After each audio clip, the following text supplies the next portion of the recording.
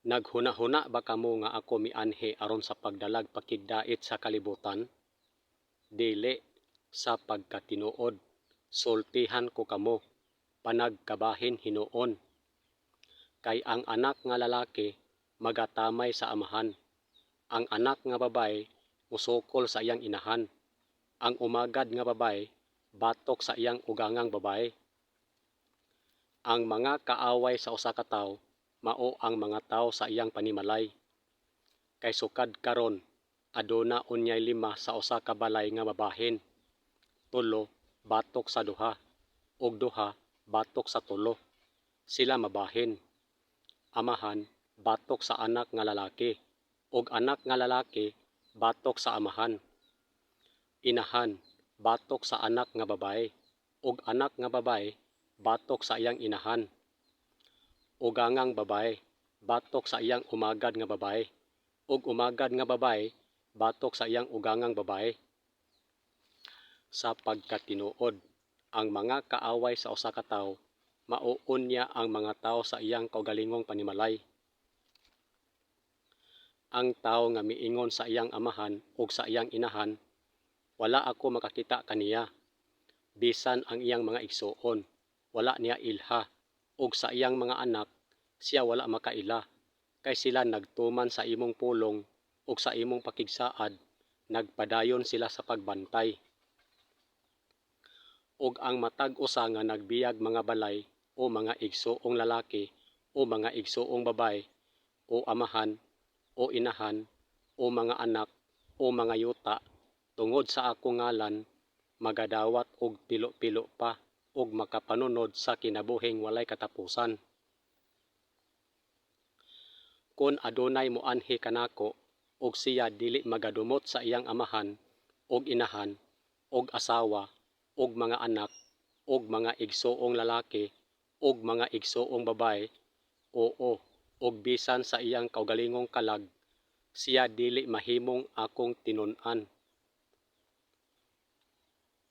Unya si Hesus miingon sa iyang mga tinun-an, kun adunay buot mosunod kanako, padumilia siya sa iyang kaugalingon ug ipapas-an ang iyang istaka sa pagsakit ug magpadayon sa pagsunod kanako.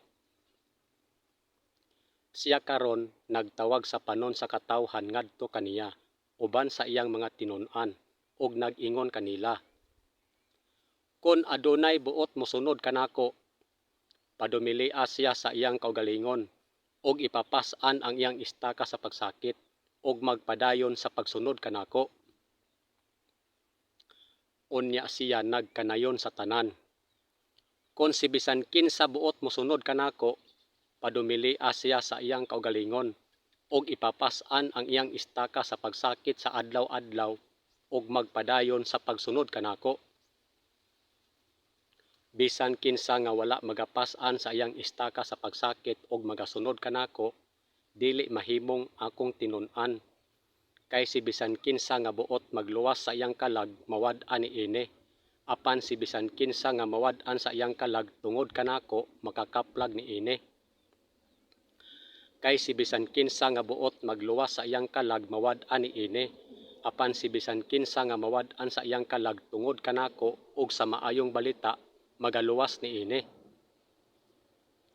Si bisan kinsa nga magtinguha sa pagtipig nga luwas sa iyang kalag alang sa iyang kaugalingon mawad-an niini, apan si bisan kinsa nga mawad-an niini magtipig niini nga buhi.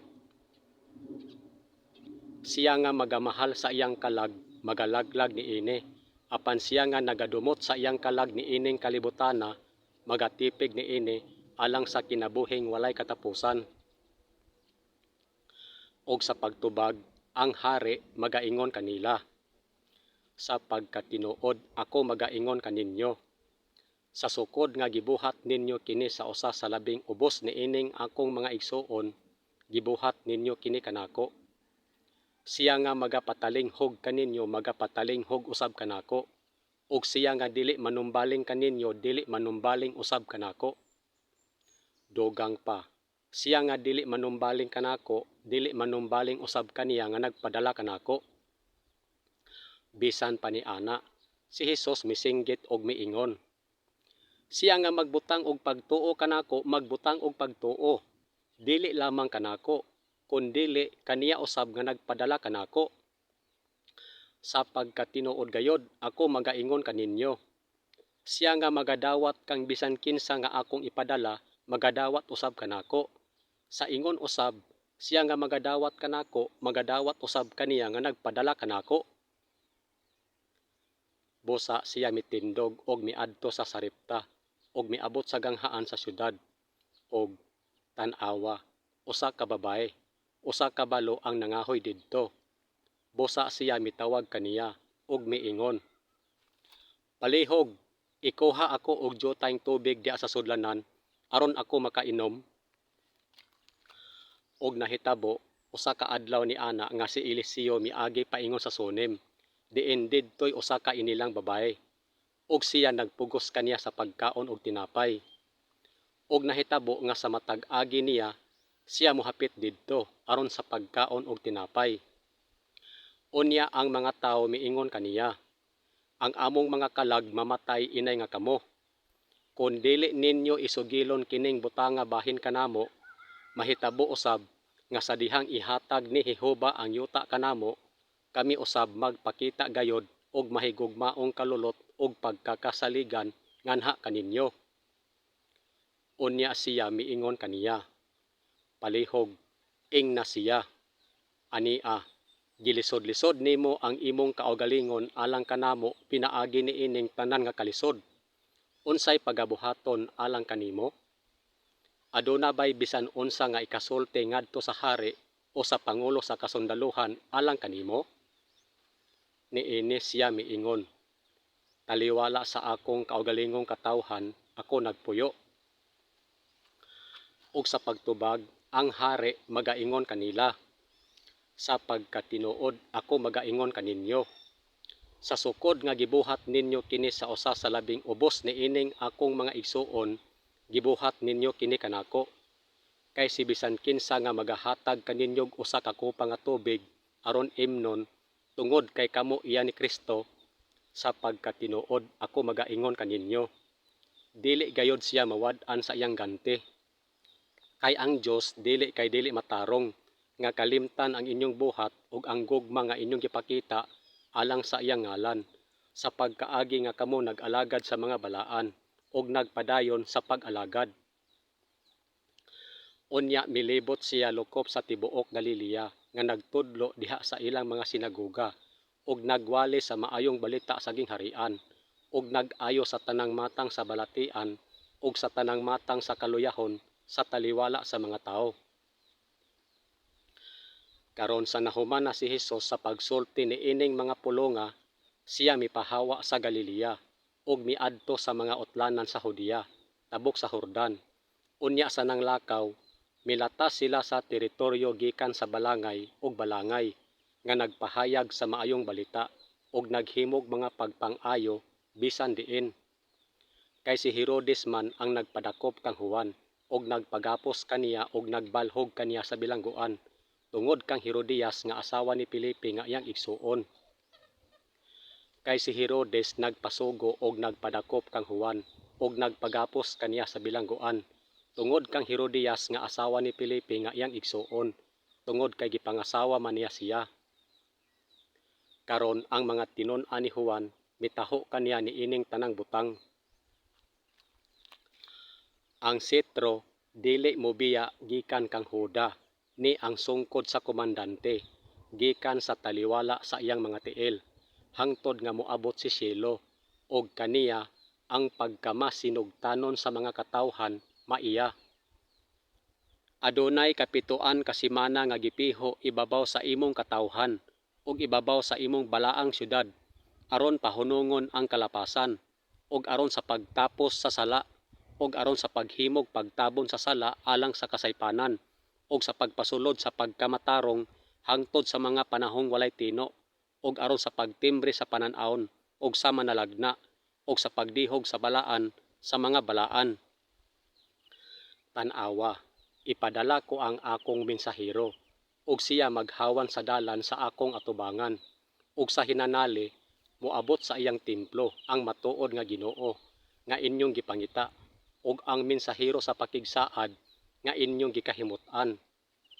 Tan-awa, siya moabot gayod, miingon si Jehova sa mga panon. Ako sa akong bahin nagbautismo kaninyo sa tubig tungod sa inyong paghinulsol. Apan ang usa nga moanhi sunod kanako, mas kusgan kay kanako. Kansang mga sandalyas, ako dili angayan sa paghubo. Kana siya magbautismo kaninyo sa balaang espiritu ug sa kalayo. Si Juan nagpamatuod bahin kaniya. Oo, siya sa tinuod misinggit. Kini siya mao ang misulti niini nga nag-ingon.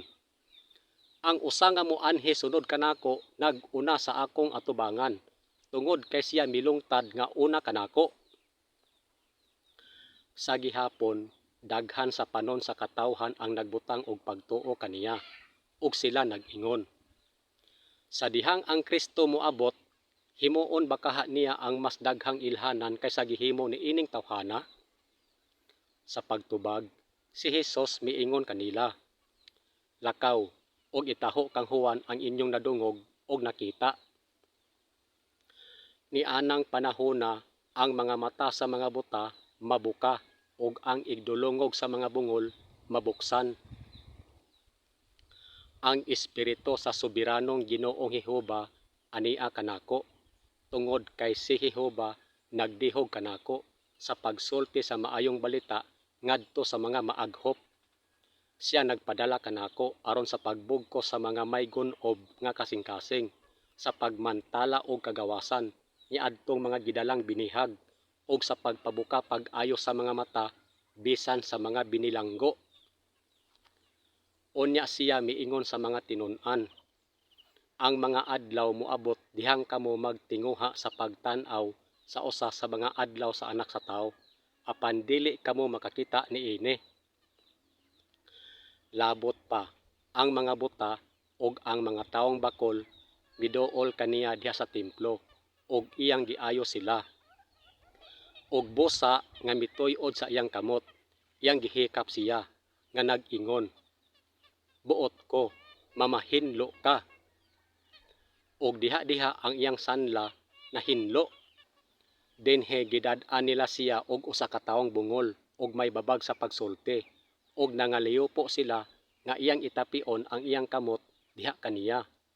Busa sa pagtubag, siya miingon sa duha, lakaw kamo, itaho kang Juan ang inyong nakita og nadungog. Ang mga buta makakita na, ang mga bakol makalakaw na, ug ang mga sanlahon ginahinluan, ug ang mga bungol makadungog na. Ang mga patay gipamangon, ang mga kabos ginasangyawan sa maayong balita, og gigunitan ang kamot sa bata. Siya miingon kaniya, talita kume, nga kun hubaron nagkahulugan, inday, magaingon ako kanimo, bangon. Unya milibot siya lokop sa tibuok Galilea nga nagtudlo diha sa ilang mga sinagoga, ug nagwali sa maayong balita sa gingharian, ug nag-ayo sa tanang matang sa balatian ug sa tanang matang sa kaluyahon sa taliwala sa mga tao. Ug siya mahisama sa usa ka sagradong dapit, apan sama sa usa ka bato sa pagkabungdol, ug sama sa usa ka bato nga kapandulan sa duha ka balay sa Israel, ingong usa ka bitik ug usa ka lit-ag alang sa mga molupyo sa Jerusalem. Kini ang panday nga anak ni Maria ug ang igsuon ni Santiago ug ni Jose ug ni Judas ug ni Simon, dili ba? Ug ang iyang mga igsuong babay ania kauban nato, dili ba? Busa nangapandol sila tungod kaniya, ug malipayon siya nga wala mapandol tungod kanako. Apan si Jesus kay nahibalo sa iyang kaugalingon nga ang iyang mga tinun-an nagbagulbol bahin niini, miingon kanila, nakapapandol ba kini kaninyo? Apan kita nagwali nga si Kristo gilansang ngadto sa mga Hudiyo, usa ka hinungdan sa pagkapandol, apan ngadto sa mga nasod kabuangan. og usa ka bato nga kapandulan og usa ka dakong bato nga makapatumba. Kini sila nga pandol tungod kay sila dili masinugtanon sa pulong.